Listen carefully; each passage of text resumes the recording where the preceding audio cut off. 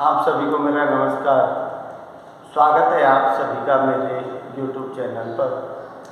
सबको बहुत बहुत धन्यवाद जो आप वीडियो देख रहे हो, लाइक शेयर सब्सक्राइब कर रहे हो, उसके लिए मैं आपका आभारी हूँ। देखिए, आज का टॉपिक अपना BA पार्ट फर्स्ट ईयर, जो आपकी गद्य पद संग्रह जो बुक है, जिसमें गद्य भी है और पद भी है।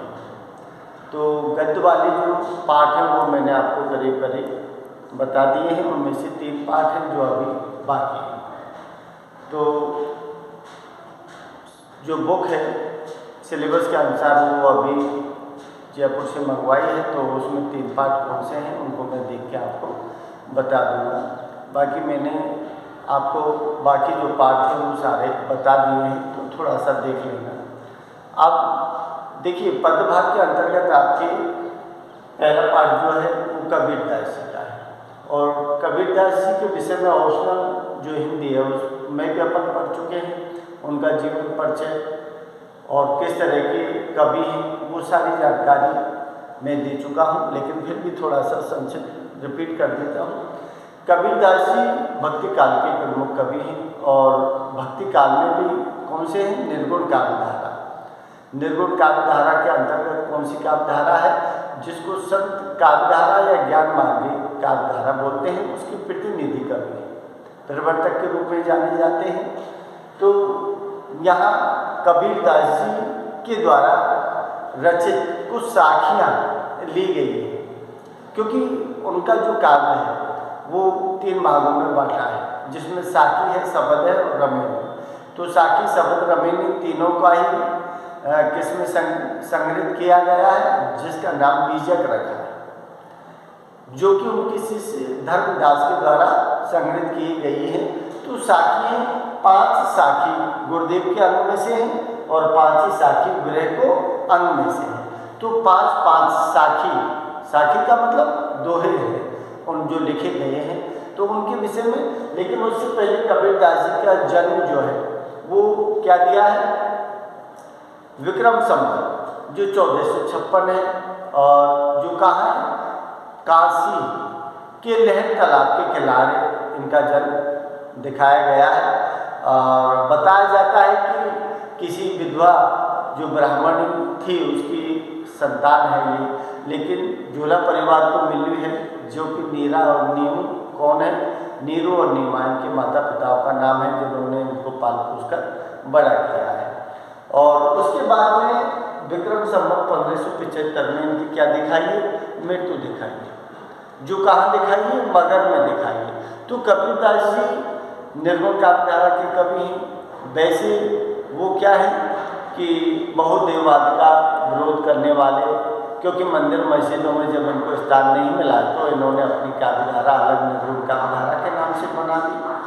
और मन की पवित्रता, शुद्धता, ढोंग, पाखंड, आडंबर जो है उन सब में सारी चीज़ों से ये दूर रखते हैं। इनकी अलग तरीका की भक्ति है, और भक्ति में बहुत सार्थकता और बहुत दम भी है। कहीं भी ढोंग, पाखंड, दिखावा इनके उसमें नहीं मिलेगा, और कभी कभी ही नहीं, समाज सुधारक भी है। इसका मतलब है कि समाज में जो अनेक तरह की बुराइयाँ थी उनको भी इन्होंने अच्छी तरह से हिंदू मुस्लिम सभी लोगों को फटकार लगाते हुए उनको सावधान किया है। तो देखिए कि गुरुदेव का मतलब है कि संसार में गुरु से बड़ा कोई नहीं है। सबसे पहले हमारे जो वैदिक शास्त्र पुराण है सारे में गुरु की महिमा, उनकी बखान किया गया है, क्योंकि गुरु के बिना संसार में जीवन यापन करना, क्योंकि गुरु के बगैर ज्ञान नहीं मिलता, ज्ञान नहीं होगा तो संसार में आपका उद्धार नहीं हो पाएगा। इसलिए 5 साखी हैं, दोहे हैं जो गुरु से संबद्ध गुरुदेव को समर्पित किए हैं कबीरदास जी ने। और विरह को आपका मतलब होता है विरह कब होता है? जब संयोग की स्थिति से दोनों फिर विरह में अलग अलग होते हैं, जिसमें नायक नायिका अलग अलग होते हैं, फिर एक दूसरे के लिए तड़पते हैं। तो यहाँ जीवात्मा परमात्मा का दृष्टांत दिखाया है, क्योंकि परमात्मा का अंश है ये जीव। जैसे तुलसीदास ने लिखा था कि ईश्वर अंश जीव अविनाशी। अरे ईश्वर का अंश है ये जीव जो अविनाशी है, वो भी अविनाशी है, ये भी अविनाशी है, न उसकी मृत्यु होती है न इसकी मृत्यु होती है, बस जीवात्मा अपने देह का परिवर्तन कर लेती है। तो विरह को अंग है, तो विरह में किस विरह, कौन सा विरह दिखाया है? जीवात्मा जब परमात्मा से बिछड़कर संसार में आती है, यहाँ आकर लोग मोह माया में फंस जाती है, उसके बाद में परमात्मा को याद करती है कि परमात्मा आप मुझे अपने पास बुला लो। तो विरह को अंग में से जीवात्मा परमात्मा का विष्णु दिखाया है और गुरुदेव में गुरु की महत्ता, उनकी महिमा का बखान किया गया है। तो देखिए 5 साखी मैं आपके सामने प्रस्तुत कर रहा हूँ, थोड़ा सा उसको देख लो। गुरुदेव क्या कहते हैं, देखो पहला दिया है कि सतगुर सवान को सगा, सतगुर सवान, सतगुर का मतलब है सच्चे गुरु, सवान का मतलब समान, को सगा, को सगा का मतलब है सगा संबंधी, भाई बंधु नातेदार रिश्तेदार। इसका मतलब है कि सच्चे गुरु के समान कोई सगा संबंधी हितैषी नहीं होता है। सबसे बड़ा हितैषी कौन है? गुरु। गुरु जो कल्याण करता है वो कोई नहीं करता। तो सतगुरु समान को सगा, कि सच्चे गुरु के समान कोई सगा संबंधी नहीं है। सोधी सैना दाती, क्योंकि सच्चा जो गुरु है सोधी, सोधी का मतलब है बुद्धि से, और सोधी का मतलब है खोजकर्ता से। अरे वो अनेक प्रकार के ज्ञान की खोज करके आपको ज्ञान प्रदान करता है। सोधी सैना दाती, सही मंस क्या दिया है? समान। सही मीन्स क्या दिया है? साई। साई मीन्स परमात्मा। अरे वो परमात्मा के समान आपको अनेक प्रकार का ज्ञान प्रदान करता है। उससे बड़ा न दाती, न दाती का मतलब है कि उससे बड़ा कोई दान दाता नहीं है। सबसे बड़ा दान दाता कौन माना है? गुरु। क्या दिया है? सोधी सैना दाती। अरे वो ज्ञान की खोज करता है, फिर आपको अपने शिष्यों को ज्ञान प्रदान करता है, तो उससे बड़ा दानी भी कोई नहीं है संसार में। क्या दिया है? हरि जी सवान को हेतु, हरि जी, हरि जी, हरि जी का मतलब प्रभु से है, हरि जी सवान को हेतु, और परमात्मा के समान भला करने वाला कोई नहीं है। अर्थात है तो संसार में कौन है? हरि जी। हरि जी का मतलब है कि परमात्मा के समान भला करने वाला कौन है?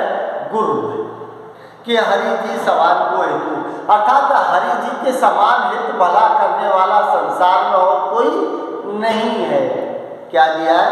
हरिजन सहीना जाति, और हरिजन, हरिजन का मतलब जात विशेष से मत ले, हरिजन का मतलब है कि हरि, हरि अर्थात परमात्मा, और जन माने लोग। अरे परमात्मा के द्वारा बनाए हुए जो लोग हैं, हरिजन का मतलब है भक्त लोग से जो परमात्मा की भक्ति करते हैं। हरिजन सहीना जाति, हरिजन जो परमात्मा के भक्त हैं वो भक्ति रूपी जाति के समान और कोई जाति बड़ी नहीं है। सबसे बड़ी जाति कौन सी मानी है? हरि भक्त की मानी है, परमात्मा के भक्त की मानती है, जो परमात्मा का भक्ति करते हैं। तो हरिजन सहीना जाति, हरिजन का मतलब है भक्त लोग, कि जो भक्त लोग हैं उनसे बड़ी जाति संसार में और कोई नहीं है। कबीर दास जी एक ही चीज मानते हैं कि परमात्मा है, परमात्मा ने जीवात्मा को जन्म दिया है, न कोई बड़ा है न कोई छोटा है, न अमीर है न गरीब है, बस जो उसको भजता है उसी का बेड़ा पार हो जाता है। तो इस तरह से गुरु की महिमा का बखान किया है। दूसरे उसमें दी है उन्होंने कि बलहारी गुरु आपने दुहानी के बाद, अरे गुरु के द्वारा जो शिक्षा प्रदान की जाती है ना, उसका ऋणी होता है कौन? शिष्य। इसीलिए वो श्री गुरु चरणों में क्या होना चाहता है? कि अपने आप को समर्पण करना चाहता है। तो देखो क्या लिखा है कि बलहारी गुरु आपने दुहानी के गा, बलहारी गुरु आपने, बलिहारी, बलहारी का मतलब नौछावर होना, गुरु आपने। अरे मैं मेरे गुरु के बलहारी अर्थात नौछावर अर्थात समर्पण होना चाहता हूँ श्री गुरु चरणों में, क्योंकि गुरु ने जो मुझे ज्ञान दिया है ना उसका कोई मुकाबला नहीं है, कोई बराबर नहीं है। तो बलहारी गुरु आपने दो हांडी के बाद, धो, धो का मतलब होता है दिवस, और हांडी के बाद, हांडी का मतलब है मटकी, बार का मतलब है समय। इसका मतलब है कि जैसे दिन में मटकी को कई बार चूल्हे पर चढ़ाया जाता है, अलग अलग प्रकार की चीज बनाने के लिए कई बार मटकी को चूल्हे पर चढ़ाया जाता है दिन में, ठीक उसी प्रकार मैं श्री गुरु चरणों में बलहारी होना चाहता हूँ। जैसे मटकी नौछावर होती है चूल्हे पर, उसी प्रकार मैं भी अपने शरीर रूपी हांडी, अर्थात मैं, क्योंकि हांडी पंचतत्वों से बनी है और शरीर भी पंचतत्वों से बना है, तो हांडी रूपी शरीर को मैं श्री गुरु चरणों में नौछावर करना चाहता हूँ। जिन मानस से देवता, अब वो नौछावर क्यों करना चाहता है? सबसे बड़ी बात उन्होंने बताई, जिन मानस से देवता, अरे मैं मनुष्य था और मनुष्य भी कैसा था? अदम नीच कोटि का था, मेरे अंदर सद्गुण अवगुण थे, लेकिन जब से मुझे गुरु मिला है, सच्चा गुरु, जिन मानस से देवता, अरे सच्चे गुरु मुझे मिला, मुझे मनुष्य क्या बना दिया? देवता, अर्थात सर्वगुण संपन्न मुझे कर दिया। करत ना लागी बात, जब प्रभु रूपी कौन है? गुरुदेव, उस गुरुदेव ने मुझे मनुष्य देवता करने में एक क्षण, एक सेकंड भी नहीं लगाया और उसने मनुष्य मुझे देवता बना दिया। तो मैं तो कोटि कोटि नमन करता हूँ, उनके श्री चरणों में नौछावर होना चाहता हूँ, क्योंकि ये भक्त की अर्थात अपने शिष्य की इच्छा है गुरु के प्रति। तो देखिए, सतगुरु की महिमा आनंद, अरे सच्चा जो गुरु होता है उसकी महिमा आनंद, उसका बखान अनंत होता है, क्योंकि कबीरदास ने कहा भी है कि सारी पृथ्वी क्या करूं मैं? कागज करूं, कलम करूं बन रहा है, फिर भी गुरु के गुणों का बखान मैं नहीं कर सकता, क्योंकि गुरु वर्णनातीत है, अर्थात अनंत है, उसकी महिमा, उसके गुणों का बखान मैं नहीं कर सकता। स्पष्ट लिखा है कबीरदास ने, क्या दिया है? सतगुरु की महिमा अनंत। अरे जो सच्चा गुरु है ना, वो सच्चे गुरु की महिमा तो अनंत है, उसके गुणों का बखान अनंत है, उसकी सीमा में नहीं, शब्दों की सीमा में नहीं बांध सकते। अनंत किया उपकार, क्योंकि वो मानव जीवन अर्थात जो शिष्य है उस शिष्य के ऊपर अनेक तरह के उपकार किए हुए होता है, क्योंकि ज्ञान की प्रधानता है, तो ज्ञान की प्रधानता कौन करता है? जो गुरु है, वही ज्ञान प्रदान करता है। इसलिए अनंत अनेक प्रकार के जो उपकार किए हुए हैं, भलाई के जो काम किए हैं, वो मेरे ऊपर किए हुए हैं गुरु जी के द्वारा। लोचन अनंत उगाड़िया, अरे बाहर की जो आंखें हैं जिससे हम संसार को देखते हैं, लेकिन प्रभु क्या करते हैं? प्रभुदेव अर्थात गुरुदेव क्या करते हैं? अनंत लोचन, अनंत लोचन का मतलब है हृदय की जो अंदर की आंखें हैं ना, उनको भी खोल देते हैं, कि हृदय की अंदर की आंखें हैं ना, उनको उगाड़ देते हैं, खोल देते हैं, अनंत दिखावन हार। और फिर इसका मतलब है कि अज्ञानता को मिटाकर ज्ञान प्रवेश करा देते हैं, जिससे हमें क्या हो जाता है? अनंत दिखावन, अनंत दिखावन। अनंत, अनंत का मतलब है कि वो अनंत जो परमात्मा है, जिसकी कोई सीमा नहीं है, जिसका कोई आकार नहीं है, जो निराकार है ना, उस अनंत दिखावन हार, अर्थात उस अनंत परमात्मा रूपी परमेश्वर का रास्ता हमको दिखा देते हैं। कौन कहते हैं? कबीरदास। इसलिए गुरु की महिमा का बखान उन्होंने बराबर किया है। क्या दिया है? कि राम नाम के परतरे देवी को कछुनाई। अब शिष्य की मन की अभिलाषा जो है वो उन्होंने बताई है कि राम नाम के परतरे, इसका मतलब गुरुदेव ने जो मुझे राम नाम का दान दिया है ना, उस राम नाम के दान के बदले मेरे पास कुछ नहीं गुरु जी को देने। क्यों? एक परंपरा रही है पुरानी कि गुरुओं को क्या दी जाती थी? गुरु दक्षिणा। तो गुरु दक्षिणा के रूप में देना चाहता है, लेकिन उसके पास कुछ है नहीं, क्योंकि गुरु ने जो ज्ञान दिया है उसके समान और गुरु जी को दक्षिणा देने के समान कुछ भी नहीं। तो क्या दिया? राम नाम के परतरे। परतरे का मतलब समक्ष या फिर कहीं अपन बदले में, कि राम नाम के परतरे। अरे जो गुरु जी ने मुझे राम नाम का दान दिया है ना, उसके बदले में मेरे समान समक्ष प्रभु के कुछ भी नहीं है, देने को कछुनाई है, कुछ भी नहीं है मेरे पास देने के लिए। क्यों? उसकी समानता जो मेरी वस्तु है ना, वो उनके सामने तुच्छ है। कहने का मतलब क्या ले गुरु संतोषी है, अर्थात मैं प्रभु को क्या देकर संतुष्ट करूं।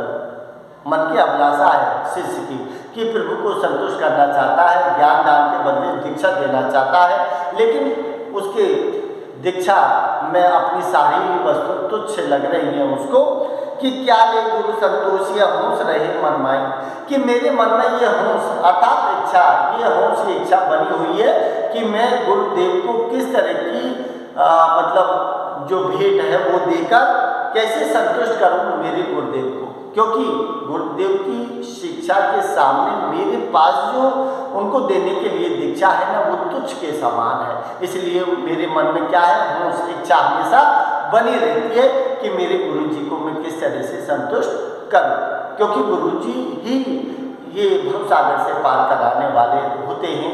इसीलिए गुरु को सर्वोपरि स्थान, कोई भी पूजा विधि जो भी मंत्र बोलते हैं गुरु को पहला समर्पित मंत्र किया जाता है।